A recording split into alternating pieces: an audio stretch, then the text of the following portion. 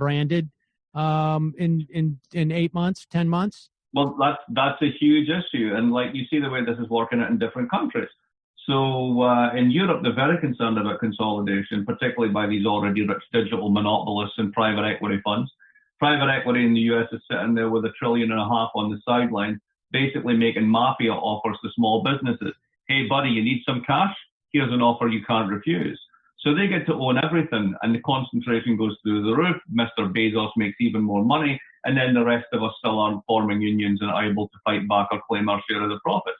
That's a very dystopian way of thinking, and it could happen that way, but it doesn't have to. I mean, at the end of the day, these are corporations. They don't have an army. They don't have a navy.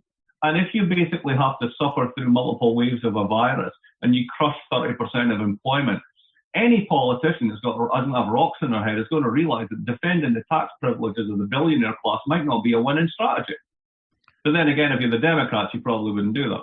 Right. I mean, there's a lot of politicians, I feel like, with rocks in their heads these days. I feel like we're maybe, I don't know, a decade or two away from politicians that will see this differently. But the problems are clear anyways. Mark Blyth. Well, let me give you something hopeful, right? So yes, if you remember 10 years ago when the austerity thing kicked off, it was Cameron and Osborne, the British Prime Minister and Chancellor, who were like, now we need to tighten our belts in the middle of a recession. And it was disastrous, and it impoverished hundreds of thousands of people, and it led, according to a lot of research, directly to Brexit and all the rest of it, right?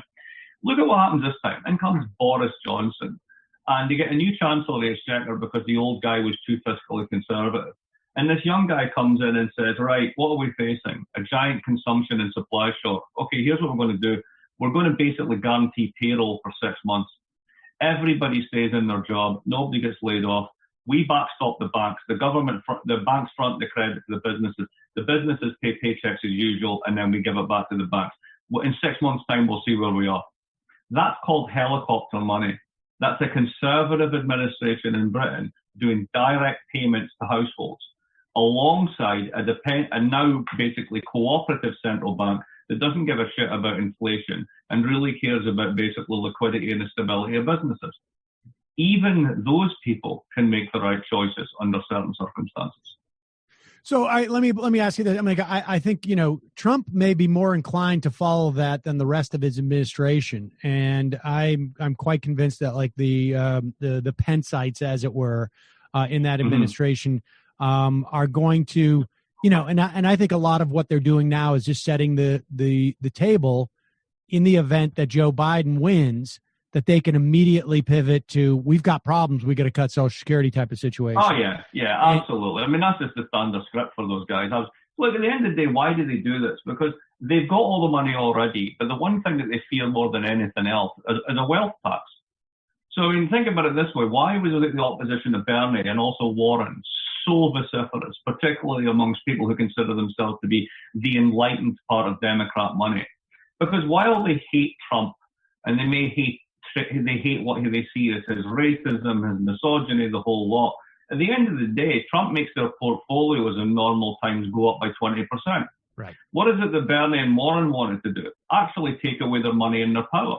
At the end of the day, they will happily live under a Trump administration part 2 than give power to anybody that really wants to challenge their wealth and their power.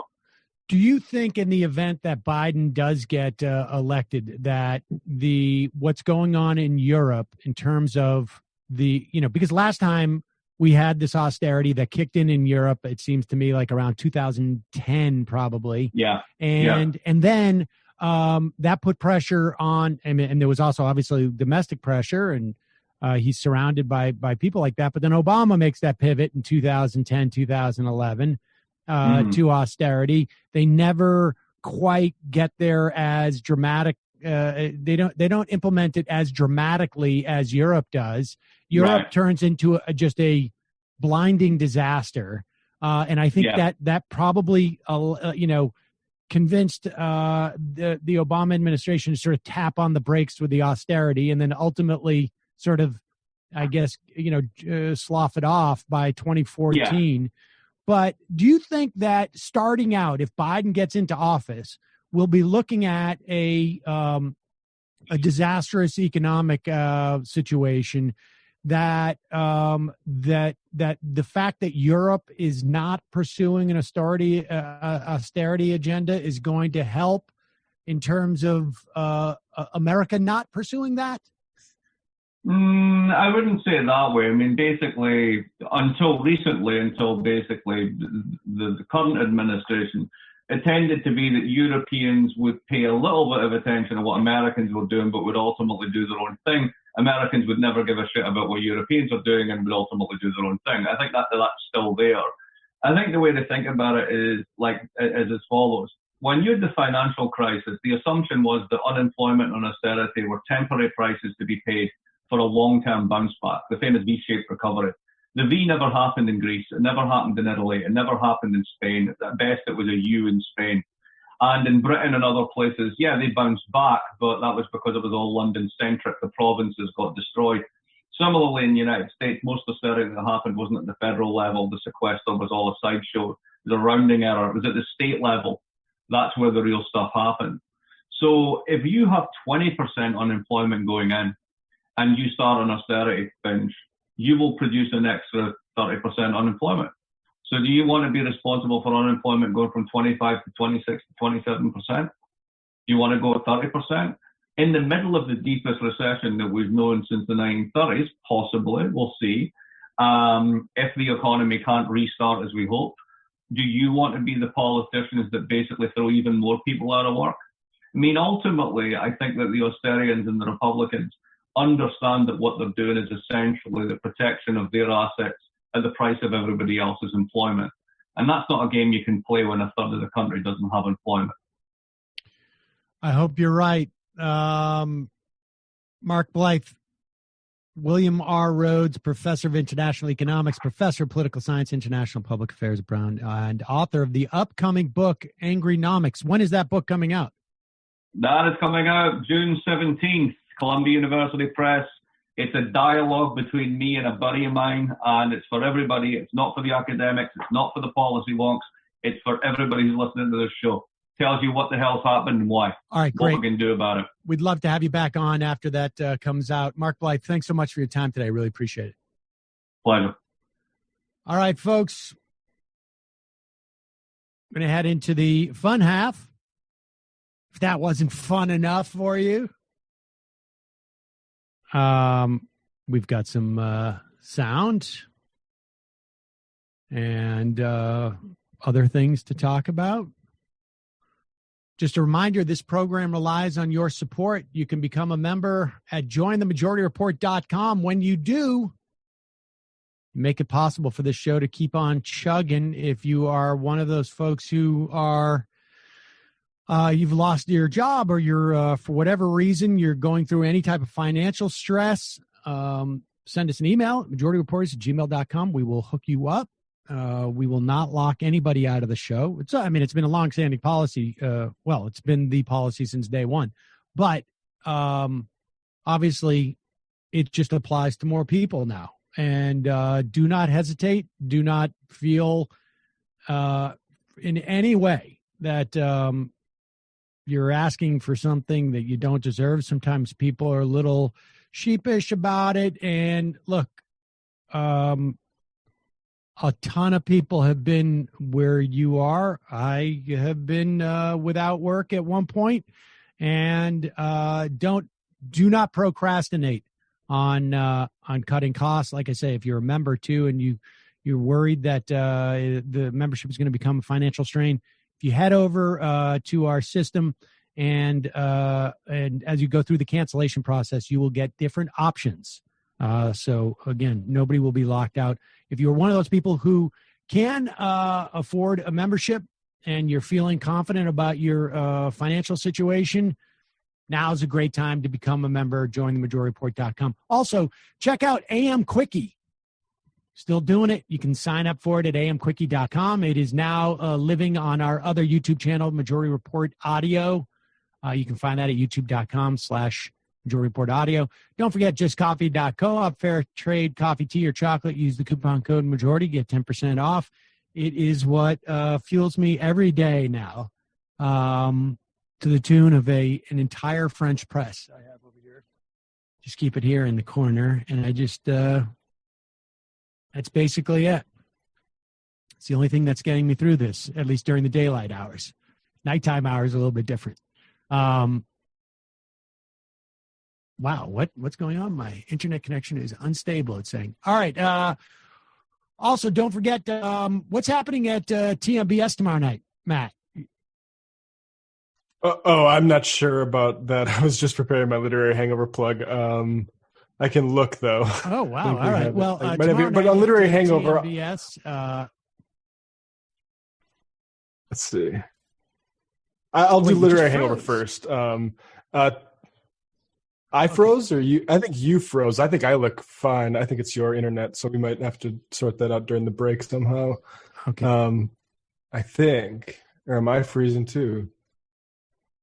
Oh shoot! Looks like we might be having a little bit of trouble. I can't tell if you're freezing or I'm freezing. This is this is our little comedy routine. I don't know. I got a message that said my internet is unstable. I don't know why that was the case. All right. Well, so TMBS, you can check that out. Michael Brooks Show on Patreon, youtube.com/TMBS. Also, check out the No McKee Show. You can find that at youtube.com, the No McKee Show. Or I should say that's Nomiki Const. And you can go to patreon.com/the Nomiki Show. Nomiki Show. God damn. I don't know why I could say Nomiki Const, but I can't say No McKee Show. I can't do it. Too many things going on. Jamie, what's happening on the Antifada? Oi, I'm freezing over here. Can you guys see me and hear me? You look fine. Yeah, you're fine. Wonderful. I think Sam's freezing. Oh boy, put on a sweater. This week on the Antifada, we have an embarrassment of content for you all. Today, we released a new episode of History is a Weapon, which is a very excellent series that Sean does with the great Matt Chrisman of Chapo Trap House.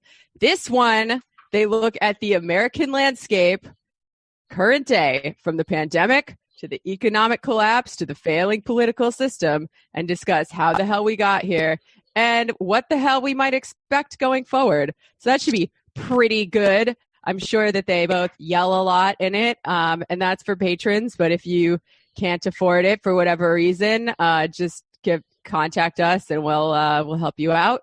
Also on Wednesday, we're releasing in our podcast feed the panel, in case you missed it, that Andy and I moderated on coronavirus and the future of work last week with Red May Seattle, featuring Aaron Bananov, Annie McClanahan, and Magali Miranda. And I think we had a really good conversation about that. I want to post all of those pieces in this blog post just so I can make everybody read them because they're so good. And then on Friday, we are cross-releasing an episode on Origi and world systems theories that Sean did with Terrence from our Kindred Spirit sister show, Trillbilly Workers Party. So that's 3 things we got for y'all this week, and I'm excited about it. Patreon.com/theantifada. Matt. Twitch.tv/literary hangover, folks. I'm playing Kingdom Come Deliverance, and I'm going, Sam. Can you guys hear me? I'm playing Kingdom Come Deliverance and listening to Karl Kautsky. So, twitch.tv/literary hangover. Go there, folks. All right. Going to take a quick break. Head into the fun half. Be right back after this. Left is best. Jamie and I may have a disagreement. Yeah, you can't just say whatever you want about people just because you're rich. I have an absolute right to mock them on YouTube. He's up there buggy whipping.